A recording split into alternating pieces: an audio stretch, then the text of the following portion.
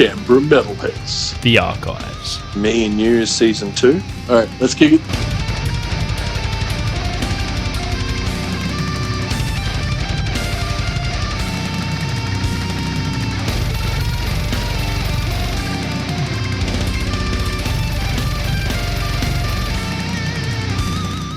Hello and welcome to Canberra Metalheads. You got Marky Malphas and JDecay checking in here with the archived episodes.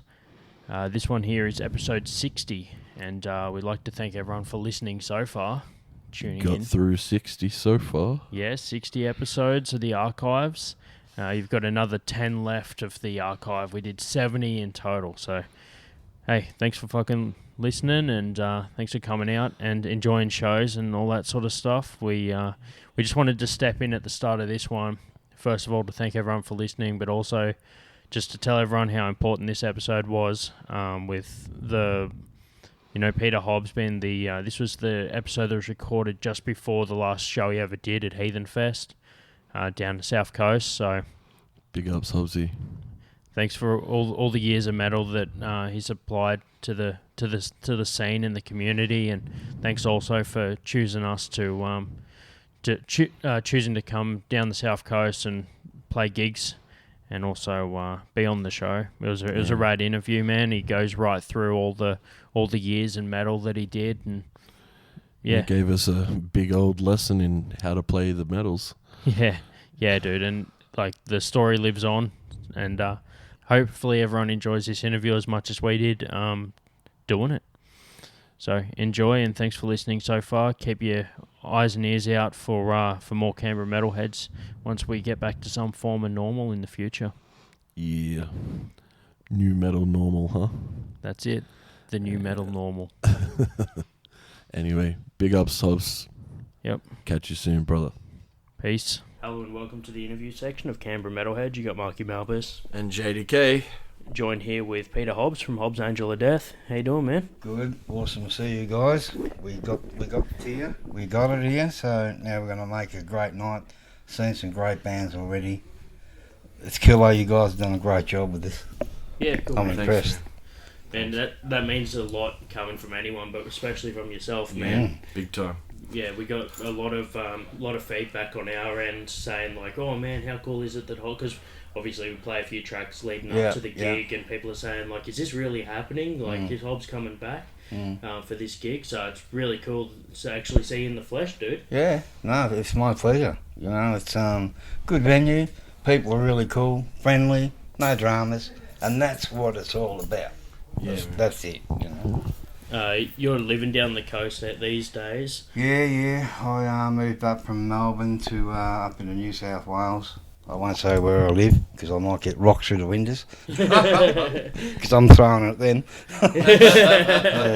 No, I love it. I've been coming up this way for the last 35 years, 38 years, almost 40. And I've always loved New South Wales. I love me fishing and what I do, so. And I thought, that's it. As soon as Dad passed on, I thought, Mum, let's go. Packing up, leaving South Oakley, and we come up here. I love it. Yeah, man. Cool.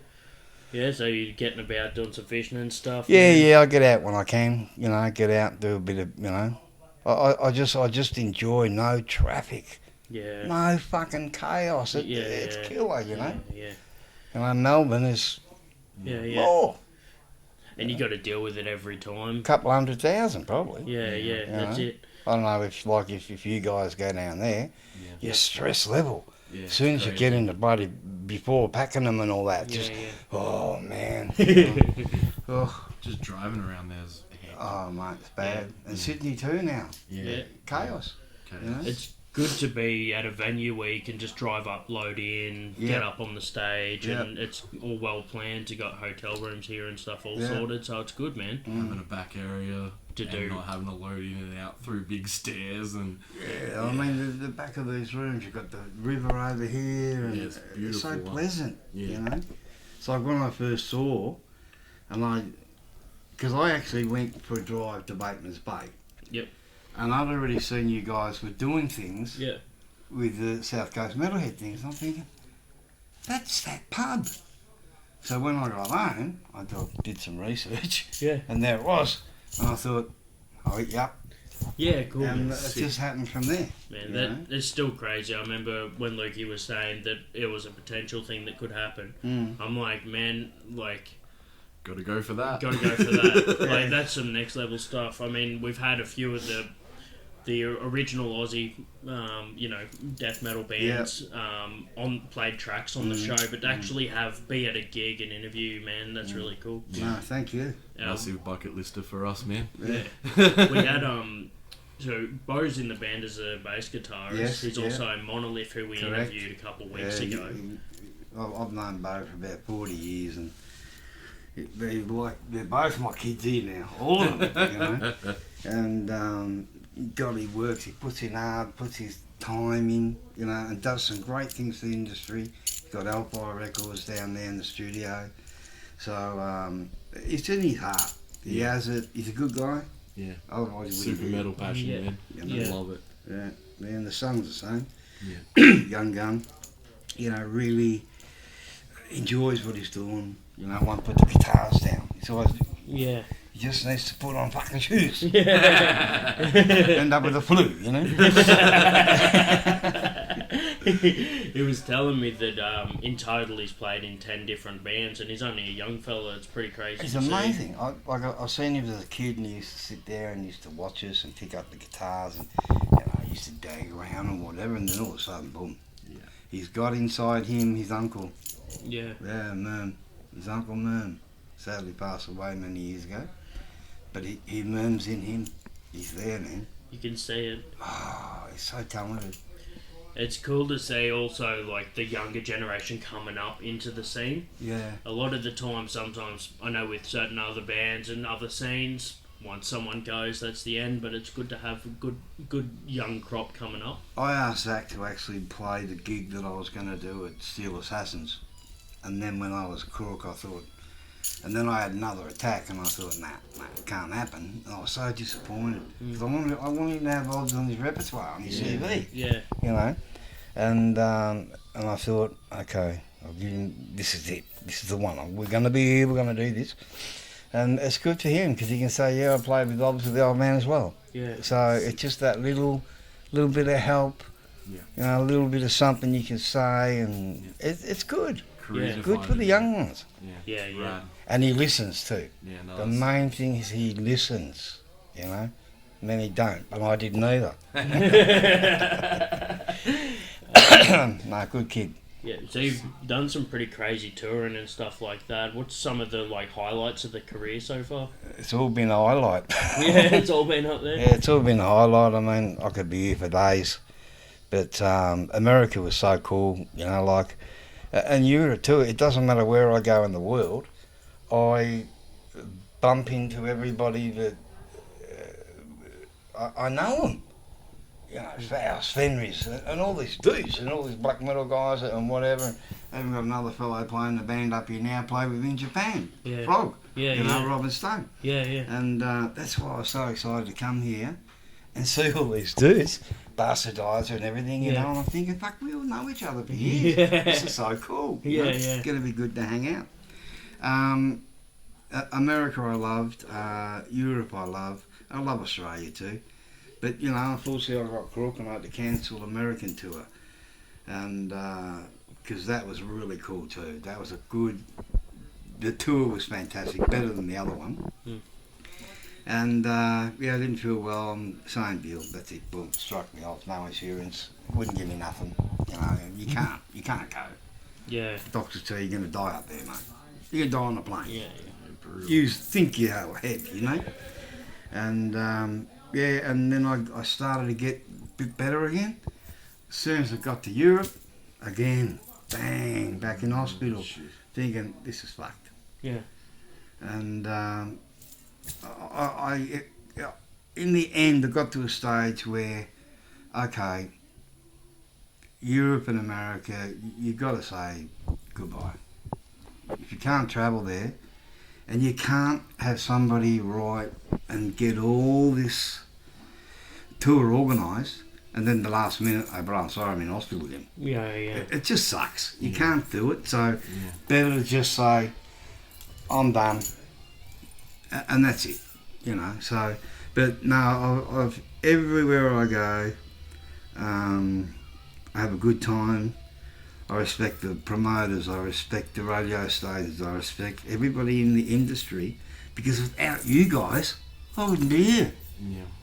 No, thanks. You know, like, I can be here, but if I don't have your respect as well, we're going fucking nowhere. Yeah. So we all got to be a team, you know. Community, man. It's like being a record company without the band. Yeah. You can't promote anything or play anything, man. No, we see that a lot with cross promotion, people in multiple bands, and helping. What's a band for this bill? I know a guy that would love to be on this bill. I'll hit him up. It's real. The Australian scene's really nice and tight like that. I personally, I don't understand how they can be in 10 bands. To me, you need to focus on one. Yeah. When you got your full attention on the one, you can see. But if you're seeing from this one, you're seeing from this way and this way, and I don't know how to do them, but it must be hard work. How do you fucking remember all these things? Yeah.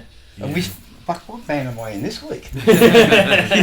What song goes where? Yeah. Also, if you're writing for that band, it could get influenced by another band if you're in multiples. Yeah.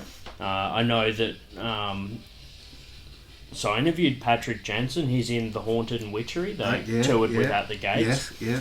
And he was saying that he'll write 4 songs, 3 for one band, and then Doug Dalton brought them here. Yeah, just recently. Right. Yeah. Doug is a good person. Oh yeah.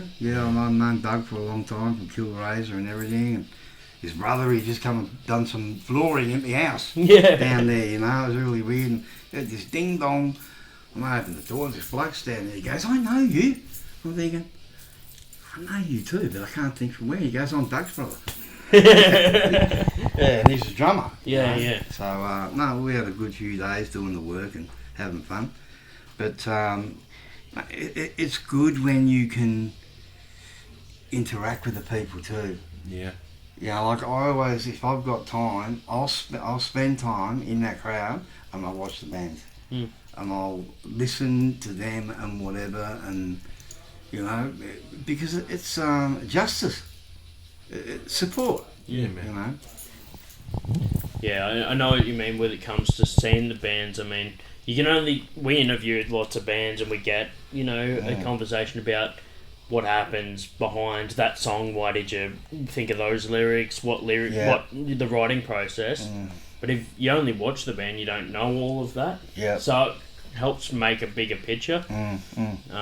But yeah, man, I've seen at the merch booth. I got some vinyls off you thank you before, very man. much. No, dude, thank you. Pleasure, man. Like I said, Lukey and I bought stuff so that we always said together we'll have the ultimate vinyl collection. Yeah.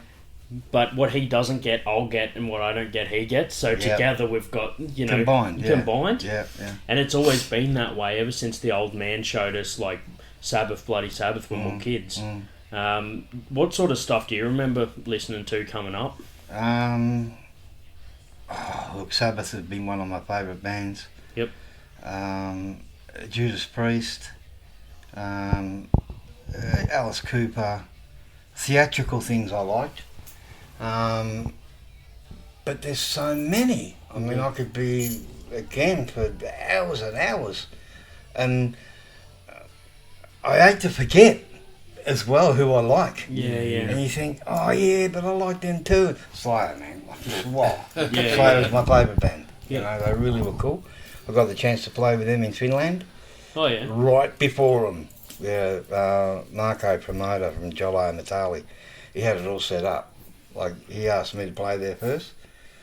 Because before, I never was able to get onto these bills. Their management, no Hobbs. Metallica, no Hobbs. Megadeth, no Hobbs. It's just how it was. Yeah. Clicky. And he asked me to play, and I said, yeah, all right, cool. He goes, I've got a surprise for you at the end. No, he made us cross in the corridors because I played before him. Yeah, and then Kerry King and Tom Moruya come past each other. Yeah. It was good shit. That's insane, man. That was really cool. And, that's one of the things that I loved. Because at the end, I spoke to Kerry and I said to him, I said, look, I've been labelled as an Australian Slayer, a cover band. He goes, no, man, I heard you from downstairs. You're not, you know. All the little things that you remember afterwards is what's special, you know.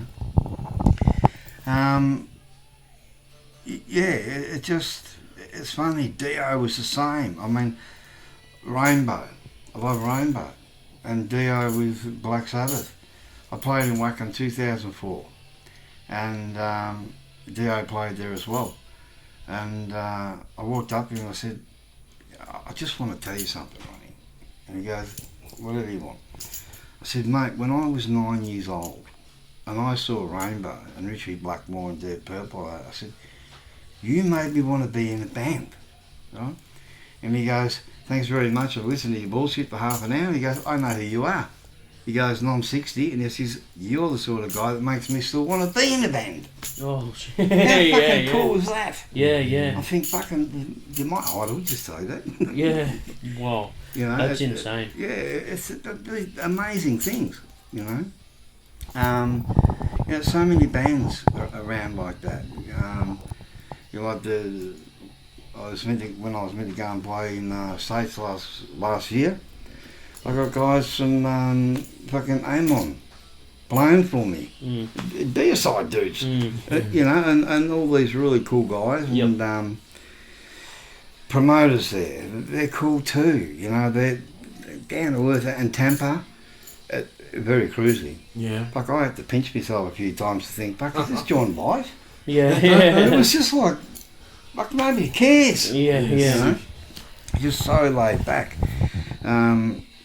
But opportunities, I mean, abundance that I remember forever.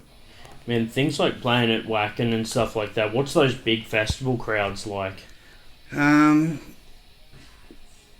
Pretty full on. Yeah. Yeah, it's like we played in the wet stage, so there was probably, I don't even know how many they get in that tent. Yeah. But I know the sea. I think it's about 10,000. Yeah. You know, so like that was really cool. And the bands that were playing before us and after us were there in the tent. Yeah.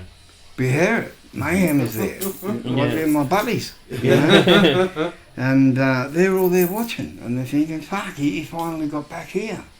From 89 to 2004. It's a long time, you know. Epic career.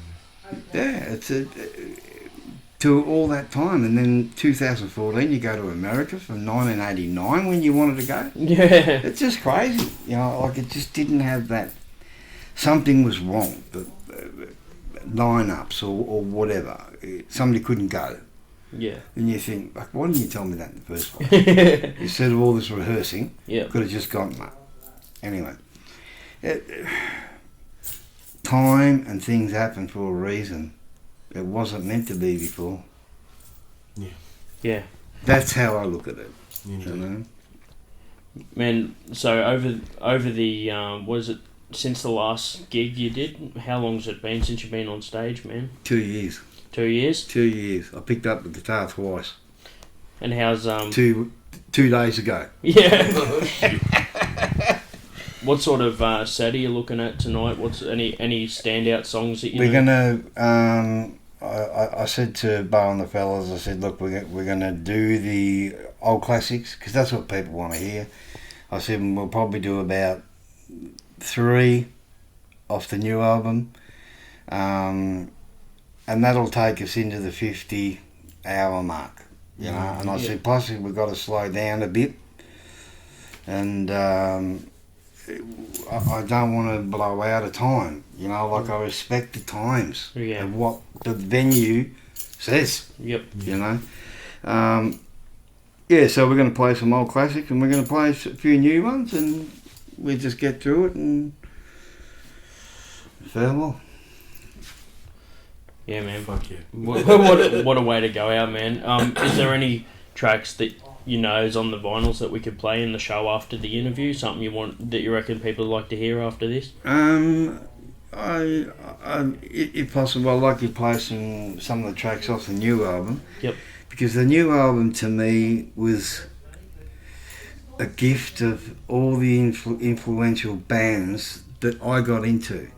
So in that new album, somebody was saying the other day it goes for too long, and I'm thinking that's value for money. You know, this is, you know, my gift back to the industry is on that Heaven Bled album. Yeah. And that was my gift back to say thanks. And I thought, and it's, well, I know that is it, you know. So it's how it is. You know, so Heaven Bled, a few of the oldies. I respect that and appreciate it. Thank you. Cool. Is that the title track of the album and the track as well, or is there a certain track that you wanted to play? You choose. Any. Cool. Choose any. Yeah, man. You know, there's something on that album that can grab anybody. And because you can hear it. Black metal, thrash metal, speed metal, bit of there's Sabbath in there, there's Motorhead in there. You have a listen and see how it goes, you know. Man, we'll crank it from the vinyl, so it'll play in the lo-fi sounds, and we'll get everyone in. We might even do a feature and play one side or something like that. Good production, you know. Like I recorded that album 3 fucking times until I was happy. Good lineup was doing it. I was back in Italy, I felt comfortable. The studio, I walked in and I saw this massive 24-track Soundcraft desk. I thought, that's old school. Yep. That's the joint I want to go. And the band had already toured with me in America, so we're all done, you know, and they're even in Europe. And the guys that played on that album, we'd all played the songs live. So when we walked into the studio, it was just like magic. We knew what was going on, you know. Simon, he had a colour. Alicia, he's like you, man. He's a big dude. And when I saw you playing before with the hood over, I just saw the beard, and I'm thinking, no, he's not fucking here in Australia. I said to Bo, I said, man, that guy looks like Alicia. He goes, yeah, I know, I was going to say that.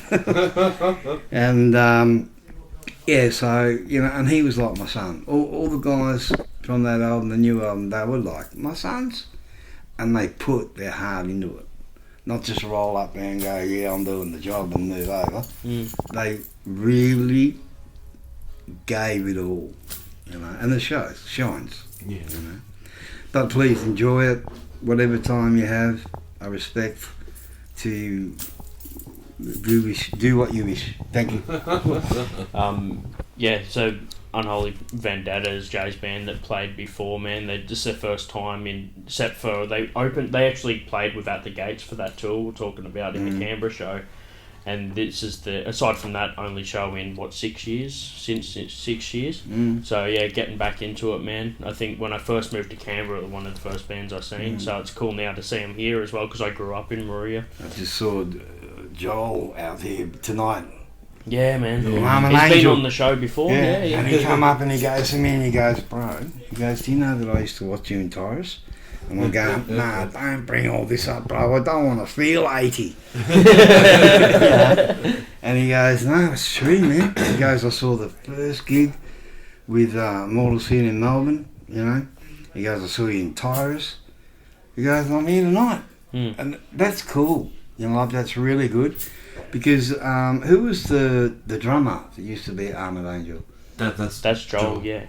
Okay, I'm getting mixed up now with Alchemy. Yeah. From Canberra too. Yeah. Yeah, so I got dementia as well. Yeah, so mate, how cool is that? Yeah, man. It's cool, man. And Joel came down from Canberra to see you guys. So you know. And the other bands, but man, bus full of people came down from Sydney that are here tonight. Yeah, man. It's good support, you know, and I think too, like I said, the venue is so cool, and summer, wow, you got the river there, you got later nights, the winter now it's getting cold, you know, but it's pleasant. Yeah. There's something about the venue that is cool. Yep. You know, and the people. Yeah. You know, it's good. Yeah, good coastal feel about it, man. Mm. As far as gear goes, man, what sort of guitar do you... have you had a specific brand or type that you've always stuck with? DBZ I've been using for the last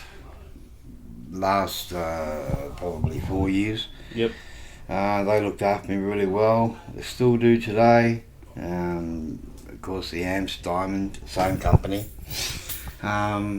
You know, these ones are Dean's things with different headstock and whatever, but Korean ones, because if I took the Yankee ones on tour, I'd never see them again. They go missing. Yeah. Just go boom, gone, you know. Yeah. And damage too, you know, like these, you can knock them about and whatever, and there's a few at home, so it don't matter. Jackson I've always liked, BC Ridge I've always liked. I like everything. I'm a bit of a guitar collector too. I shouldn't say too much just in case the missus hears. He's bought another one up there in Canberra. Yeah. Awesome, man. All right, well, that brings us in at our end of our interview, man. Well, massive, to have you on the show. Yeah. Really happy to have you, and really looking forward to seeing the set tonight. That's it. We'll get up there and we'll make love and to our instruments, and we'll just do what we got to do. And like I said, without you guys, I'm nothing. Thanks, man. Thank you, brother. Legend. Alright, closing out, we'll listen to a Hobbs Angel of Death track from their latest album on LP here on Canberra Metalheads. How you doing? I'm Peter Hobbs from Hobbs Angel of Death, and you're listening to Canberra Metalheads. And enjoy everything that these boys are going to be turning out tonight, because it's always going to be a treat. Thanks, guys. Bam!